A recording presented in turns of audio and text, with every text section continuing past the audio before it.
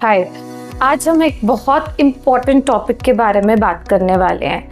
हमारे बहुत सारे कपल्स जो हैं हमारी वीडियोस देखते हैं, कंसल्ट करते हैं और वो प्रेगनेंसी डिज़ायर करते हैं और प्रेग्नेंट हो भी जाते हैं। बट उसमें से कुछ लोग जो है प्रेगनेंसी पूरा टर्म तक नहीं कैरी कर पाते। बहुत सारे लोग जो हैं शुरू के 3 महीनों में ही मिसकैरेज से सफ़र करते हैं, उनकी प्रेगनेंसी ठीक नहीं चलती है, अबॉर्शन हो जाता है। तो आज की इस वीडियो में हम जानेंगे कि वो क्या कारण है जिसकी वजह से मिसकैरेज जो है एक फीमेल को हो जाता है।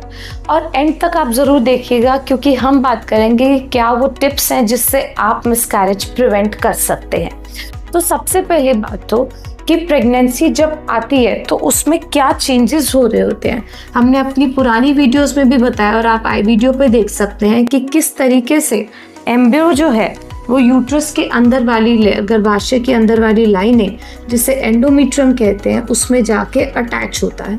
अब जब ये अटैच हो जाता है तब इसके अंदर से रिलीज होता है प्रेगनेंसी का हार्मोन जिसे कहते हैं बीटा एचसीजी। बीटा एचसीजी एक बार जब बढ़ना शुरू हो जाता है, किट में आपकी 2 लाइन आ जाती है, तो इसका मतलब प्रेगनेंसी पॉजिटिव आ गई है। अब ये प्रेग्नेंट स्टेट जो है इसमें हम जब फॉलो करते हैं तो सारी प्रेगनेंसीज ठीक नहीं चलती है, उनमें मिसकैरेजेस हो सकते हैं। अब मिसकैरेज के बहुत सारी प्रकार हैं। कुछ लोगों का बीटा एचसीजी पॉजिटिव आया, कोई एक अच्छा नंबर आया, फिर वो टाइम के साथ घटना शुरू हो जाता है। ये भी एक तरीके का अबॉर्शन है। सिर्फ ऐसा होना कि प्रेगनेंसी अल्ट्रासाउंड में दिख रही है और फिर नहीं दिख रही है वो अलग बात है, पर अगर बीटा एचसीजी बढ़ा था, प्रेगनेंसी आई थी और फिर वो घट रहा है तो उसको जो अबॉर्शन कहते हैं वो होता है बायोकेमिकल अबॉर्शन। यानी प्रेगनेंसी खून में थी और अल्ट्रासाउंड जितनी वैल्यू नहीं आई। बीटा एचसीजी की 800 से 1000 की वैल्यू पे जाके ही अल्ट्रासाउंड में कुछ दिख पाता है, तो ये एक तरीके का मिसकैरेज है। नेक्स्ट आते हैं उस पे जब हम अल्ट्रासाउंड कराते हैं कि आपकी बीटा एचसीजी की वैल्यू अच्छी पहुंच गई और उसके बाद अल्ट्रासाउंड के अंदर सिर्फ हमें एक सैक दिखा जिसके अंदर एम्ब्रियो डेवलप नहीं हुआ। इसको कहते हैं एनएम्ब्रियोनिक प्रेगनेंसी। यानी प्रेगनेंसी आई, अटैच हुई, बढ़त हुई ताकि अल्ट्रासाउंड पे सैक दिख पाए, पर उसमें बच्चा जो बनना चाहिए वो नहीं बना, धड़कन जो आनी चाहिए थी वो नहीं आई है। अब ये वाली स्थिति में क्या होता है कि एम्ब्रियो अगर नहीं बना है या फिर एम्ब्रियो जो है वो बन गया पर उसमें धड़कन नहीं आई, तो ये एक तरीके का मिसकैरेज है। तो सबसे पहली बात तो समझने की है कि जब ये सब चल रहा होता है शरीर में, वो कौन सा टाइम पीरियड होता है। अब प्रेगनेंसी आती है आपके पिछले पीरियड से 4 हफ्ते बाद, और ये जो प्रोसेस है ये अगले 2 हफ्तों में होता है। तो ये आपका जो टाइम पीरियड है, और प्रेगनेंसी एस्टैब्लिश हुई करीब 2 हफ्ते पे, तो आपके ओव्यूलेशन से लेके अगले 4 हफ्ते वो सबसे क्रूशियल टाइम है जिसमें प्रेगनेंसी ने अटैच होना है, ग्रो होना है और उसमें धड़कन आना है। इसमें क्या क्या कारण हो सकते हैं जिसकी वजह से प्रेगनेंसी ढंग से नहीं चलती है। सबसे पहला और सबसे कॉमन कारण है जेनेटिक रीजन। जेनेटिक रीजन करीब 60% अबॉर्शन का कारण बनता है। इसमें आपके पार्टनर दोनों ठीक है, यानी मेल और फीमेल में कोई जेनेटिक दिक्कत नहीं है, क्योंकि आप ओवर द लाइफ आपको कभी कोई प्रॉब्लम नहीं, कोई असेसमेंट नहीं हुआ। पर जो फ्यूजन प्रोडक्ट बना, जो एम्ब्रियो तैयार हुआ, वो प्रोबेबली जेनेटिकली नॉर्मल नहीं है।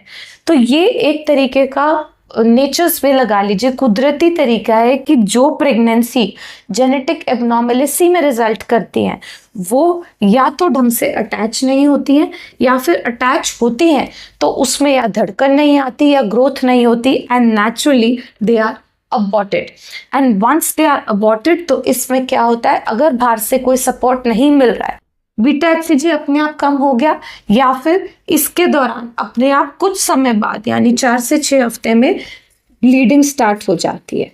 सबसे इम्पॉर्टेंट सिम्टम जो होता है वो होता है ब्लीडिंग।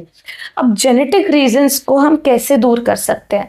एक ही अच्छी बात है कि जेनेटिक रीजन अगर हो तो उसको मालूम कर सकते हैं जब सफाई की जाए तो ये जो कंटेंट्स निकाले गए इसको हम जेनेटिक टेस्टिंग करें। जेनेटिक टेस्टिंग हमें हेल्प करेगी देखने में कि क्या है, पर उसमें टिश्यू होना चाहिए, पर ये नहीं बता पाएगी कि अगली बार अबॉर्शन का क्या रिस्क है। तो जेनेटिक कारण अगर है चाहे नहीं है, या हम मान के चले क्योंकि ये सबसे इम्पोर्टेंट कारण है, अगली बार जेनेटिक दिक्कत होने की संभावना बहुत कम रहती है और मोस्टली लोग अपने आप प्रेगनेंसी अचीव कर लेते हैं। तो एक मिसकैरेज पे बहुत ज्यादा जांचें कराने का, जेनेटिक टेस्टिंग कराने का एडवांटेज नहीं होता है। दूसरा इंपॉर्टेंट रीजन आता है जब हम बात करें मिसकैरेज की, वो होता है एनाटॉमिक, यानी गर्भाशय की लाइनिंग में कोई दिक्कत है, गर्भाशय में अपने आप कोई दिक्कत है। जैसे कुछ लोगों की बच्चादानी 2 भागों में विभाजित होती है, अगर प्रेगनेंसी इस पे कहीं अटैच हो तो मिसकैरेज के चांसेस है। अगर लाइनिंग जो है वो अच्छी नहीं बनी है जितनी हम चाह रहे हैं, 7 mm से ऊपर की एक पतली सी परत होती है, उसमें लाइनिंग में अबॉर्शन के चांसेस ज़्यादा है। अगर कहीं कहीं एडेशंस जमा हुई है तो उसमें अबॉर्शन के चांसेस ज़्यादा है।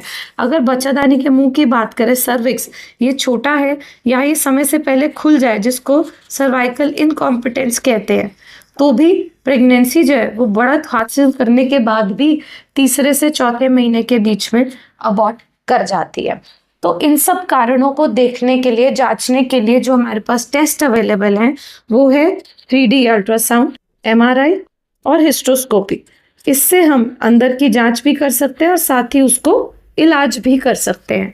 अगर मिसकैरेज होता है किसी का 2 या 2 से अधिक बार, तभी ये सारे टेस्टिंग की ज़रूरत है।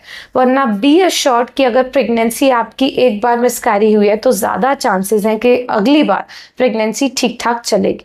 बट अगर 2 या 2 से ज़्यादा मिसकैरेज हैं तो आपको ज़रूर मिलना चाहिए कारण पता करने के लिए। तीसरा इंपॉर्टेंट कारण होता है हार्मोनल दिक्कतें। हार्मोन में थायराइड एबनॉर्मल होना, ब्लड शुगर एबनॉर्मल होना, पीसीओ की समस्या होना जिसकी वजह से मेल हार्मोन्स की मात्रा ज़्यादा होती है, इन सब कंडीशंस में प्रेगनेंसी को ढंग से अच्छा एनवायरनमेंट नहीं मिलता। जो ब्लड सप्लाई जा रही है वो सब इफेक्ट होती है, बच्चे की बढ़त अच्छे से नहीं होती है और ये मिसकैरेज का कारण बनता है।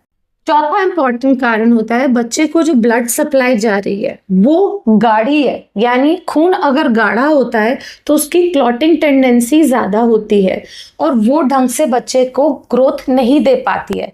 ऐसे में जांच की बात होती है तो एप्ला, एंटीफॉस्फोलिपिड एंटीबॉडी सिंड्रोम और कुछ थ्रोम्बोफिलियाज जिसमें खून गाढ़ा हो जाता है, बच्चे की बढ़त नहीं करता, और इसका इलाज होता है ब्लड थिनिंग दवाई जिसमें आपने कॉमनली इकोस्प्रिन सुना होगा और हेपरिन के इंजेक्शन।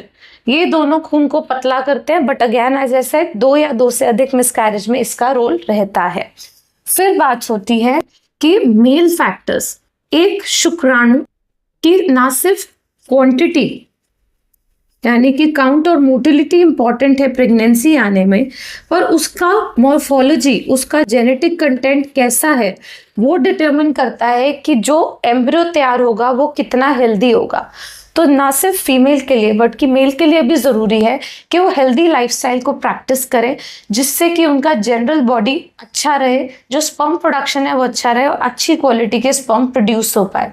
तो बार बार मिसकैरेज में अगेन हमें सीमेन एनालिसिस का बहुत ज़्यादा रोल रहता है। हम बात कर रहे थे कि वो क्या टिप्स हैं जिससे आप मिसकैरेज को प्रिवेंट कर सकते हैं। तो सबसे इम्पॉर्टेंट बात इसमें होगी कि आपको ये जो 2 हफ्ते यानी आपके जो पीरियड आखिरी आए उसके बाद जो ओवुलेशन हुआ 2 हफ्ते पे, तब से लेके 6 हफ्ते के बीच में एहतियात कुछ बरतने चाहिए।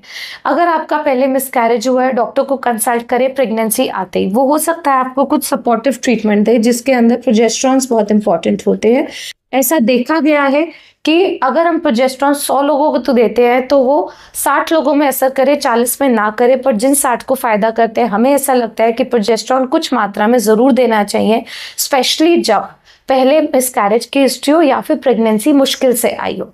दूसरा, अगर आपके कोई भी कारण है जो हमने बात किया तो उसका स्पेसिफिक ट्रीटमेंट दिया जाए चाहिए। सो प्रेग्नेंट होते ही सबसे पहले डॉक्टर को मिले, बीटा HCG का टेस्ट कराएं और बीटा HCG के टेस्ट पे अगर हमें ग्रेजुअल राइज मिल रहा है तो नेसेसरी ट्रीटमेंट उसी टाइम से स्टार्ट कर दिया जाए।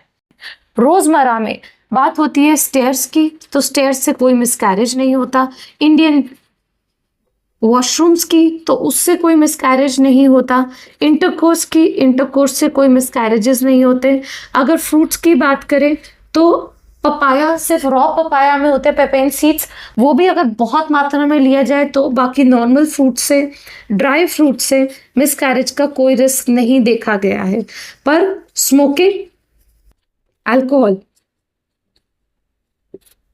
excessive caffeine, they can still lead to miscarriages. So कोई फिजिकल एक्टिविटी ऐसी नहीं है जिसको हम पिन पॉइंट करके बोलें कि हाँ इस वजह से मिसकैरेज का रिस्क होता है। अगर आपका पहले मिसकैरेज है तो ऐसा नहीं है कि bed rest will help you. जो आपका रूटीन दिनचर्या में जितना भी आप नॉर्मली अगर एक्सरसाइज करते हैं तो वो कंटिन्यू कर सकते हैं। स्विमिंग, साइकिलिंग, जॉगिंग, ये सब एक्सरसाइजेस तो इनफैक्ट प्रेगनेंसी में भी बहुत सेफ पाई गई है, तो ये सब कंटिन्यू कर सकते हैं, इससे मिसकैरेज का रिस्क नहीं होता है। पर सबसे इंपॉर्टेंट बात है इवैल्यूएट कराना कि पिछला मिसकैरेज आखिर हुआ क्यों है, और अगर कोई कारण नहीं मिलता है तो निश्चिंत होकर प्रेगनेंसी प्लान करिए। And all the very best. और अगर आपके और कोई डाउट्स हैं कि मिसकैरेज क्यों होता है और मिसकैरेज कैसे प्रिवेंट कर सकते हैं तो हमें ज़रूर मैसेज करें, we would be happy to help you.